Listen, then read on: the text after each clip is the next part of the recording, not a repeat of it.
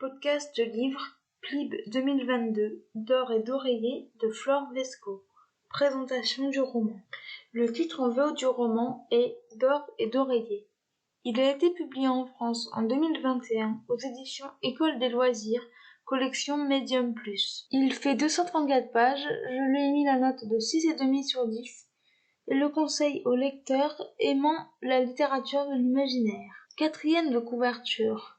C'est un lit vertigineux, sur lequel on a empilé une dizaine de matelas. Il trône au centre de la chambre qui accueille les prétendantes de Lord Anderson. Le riche héritier a conçu un test pour choisir au mieux sa future épouse.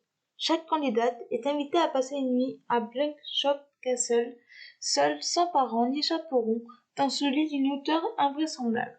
Pour l'heure, les prétendantes, toutes filles de bonne famille, ont été renvoyées chez elles au petit matin sans aucune explication.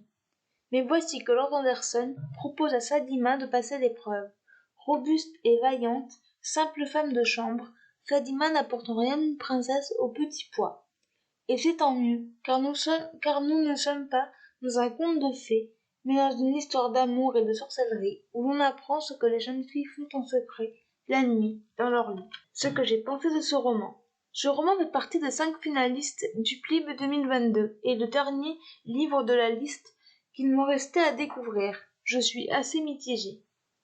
Des jeunes filles passent l'épreuve d'un étrange lord en passant une nuit dans son château. Comment cela va-t-il se terminer? Les personnages sont corrects. Margaret est l'aînée de la fratrie. Elle est sûre d'elle. Maria, la cadette, est tout comme sa sœur, hautaine. May, la benjamine, est fragile. Elle est proche de Sadima, sa sœur de lait. Sadima, 17 ans, est la femme de chambre des 3 jeunes filles.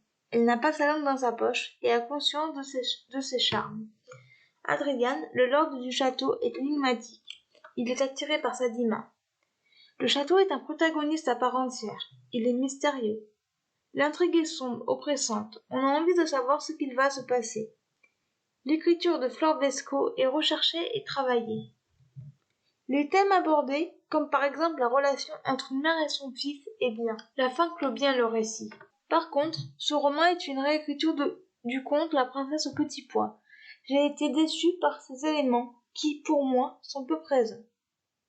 En bref, une assez bonne découverte. Extrait du livre. Il faut faire attention à ce que l'on souhaite. On désire parfois sans penser aux conséquences. Et quand l'objet qu'on appelle de ses voeux surgit brusquement, nous voilà pris au dépourvu. Les points forts de ce roman, les personnages, l'écriture, l'intrigue, les thèmes abordés et la fin. Les points faibles de ce roman, la réécriture de contes. Voilà, c'en est tout pour ce podcast. J'espère qu'il vous aura plu. N'hésitez pas à me donner votre avis et vos commentaires sur YouTube, à vous abonner à la chaîne. Et je vous retrouve très bientôt pour un nouveau podcast. Ciao!